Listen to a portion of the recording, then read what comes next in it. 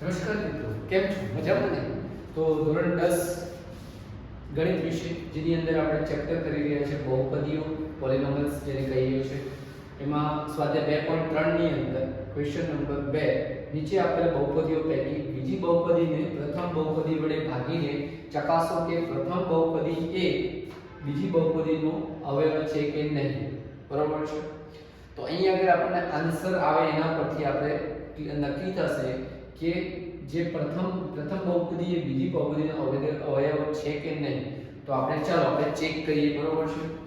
તો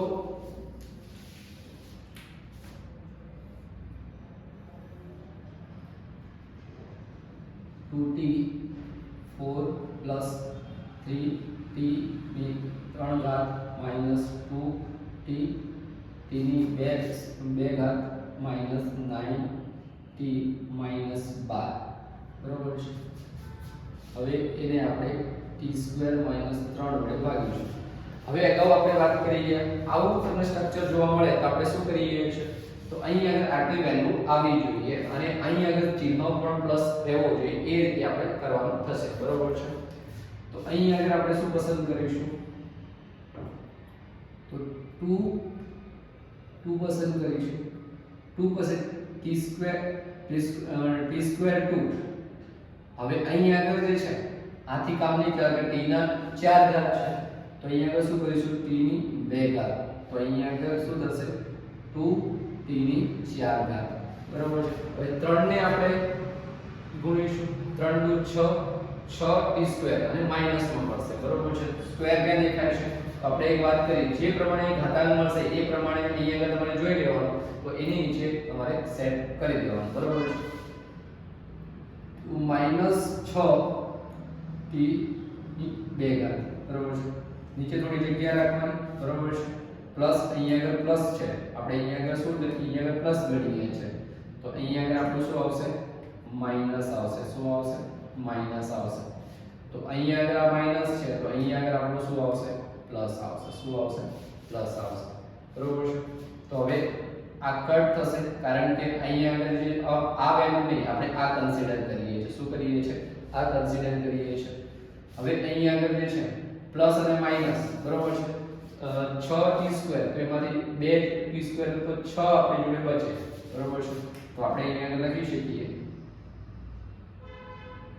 વત્તા 4t ની 2 ઘાત -9t 12.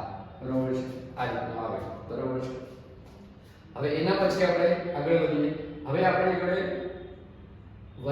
વત્તાની અંદર 3 ગુણ્યા t ની 3 ઘાત આપણે આન્સર આવવો જોઈએ. બરાબર છે?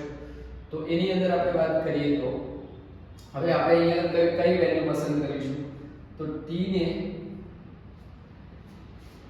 3t સાથે ગુણવાનું, પ્લસ મૂકીશું અહીંયા આગળ. કારણ કે આપણે પ્લસમાં વેલ્યુ જોઈએ છે, આ પ્લસની વેલ્યુ છે તો અહીંયા આગળ શું કરીશું, 3t મૂકીશું. 3t. બરોબર છે? તો 3t 3 ની 3 ઘાત. બરોબર છે? હવે 3 તારી 9t. તો 9t અહીંયા માઈનસ છે તો 9t t ક્યાં છે, સિંગલ t ની 1 ઘાત. તો અહીંયા સ્ક્રીનની અંદર આપણે જોઈ શકીએ છીએ 3 તારી 9t અને કેવું આવશે, માઈનસમાં મળશે. બરોબર છે? અહીં આગળ હવે આપણે શું કરીશું, થોડી જગ્યા રાખીશું અહીંયા નીચે ચિહ્નો મૂકવા માટે. બરોબર છે? ચિહ્નો મૂકવા માટે આપણે જગ્યા રાખીશું. બરોબર છે? પ્લસ છે તો અહીંયા આગળ આપણે શું કરીશું, માઈનસ કરીશું અને માઈનસ છે તો આપણે શું કરીશું, પ્લસ કરીશું. જો ચિહ્નો અમે સરખા આવે છે, આપણે મેં અગાઉ વાત કરી અમુક કેસની અંદર તમારા ચિહ્નો સરખા આવશે, અમુક કેસની અંદર પેટર્ન બનશે. બરોબર છે? ઉલટા આવશે. એ રીતનું જોવા મળશે તમને. હવે અહીંયા આગળ આ પ્લસ માઈનસ તમારા ગયા તો તમારી જોડે વધશે શું, તો 4t ની 2 ઘાત. અહીંયા આગળ પ્લસ માઈનસ આ કટ થશે, આ કટ થશે. હવે બચશે તો તમારી જોડે શું, તો -12. બરોબર છે? હવે અહીંયા આગળ આપણો આન્સર શું આવવો જોઈએ, અહીંયા આગળ આપણે એવી વેલ્યુ પસંદ કરીએ કે જેને 4t ની 2 ઘાત આવી જોઈએ. બરોબર છે? અને એ પણ પ્લસ ની અંદર, તો પ્લસ સાઇન આપણે મૂકી દેવાનું. આના પરથી તમે નક્કી કરી શકો કે કયું સાઇન આવશે, બરોબર છે. તો t² 4t² આવું કંઈક આવે, બરોબર છે. 4t², બરોબર છે. તો હવે અહીંયા આગળ આપણે મૂકીએ 4t² એટલે કે અહીંયા આગળ t ની 4 ઘાત થઈ જશે. 4t² નહીં આવે, ઓન્લી 4t જ આવે છે. શું આવશે? 4t આવશે. જો તરત જ ખબર પડી જશે કે તમારું અહીંયા આગળ તમે અહીંયા વેલ્યુ કઈ પસંદ કરશો. તો 4t², બરોબર છે. અને જે છે અહીંયા આગળ આપણે 4 તારીખ 12 એ માઈનસ માં આવશે 12, બરોબર છે.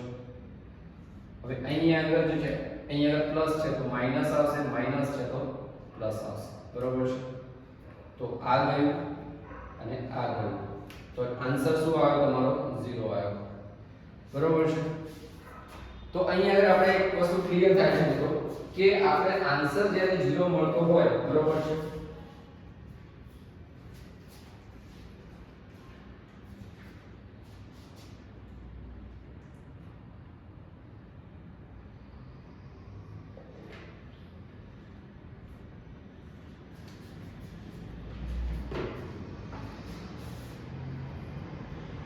હવે શેષ આપણો શૂન્ય મળતો હોય, આપણે અહીંયા લખી શકીએ કે શેષ શૂન્ય મળતો હોય તો t² t ની 2 ઘાત માઈનસ 3 એ કોનો અવયવ હોવો જોઈએ? તો 2t ની 4 ઘાત વત્તા 3t ની 3 ઘાત માઈનસ 2t નો વર્ગ માઈનસ 9t માઈનસ 12 નો અવયવ છે. તો આવું આપણે લખી શકીએ, બરોબર છે. તો દાખલા નંબર 2 નો આ પહેલો દાખલો છે. આના પછી આપણે નેક્સ્ટ દાખલાની અંદર આપણે મળીશું, બરોબર છે. તો મળીએ.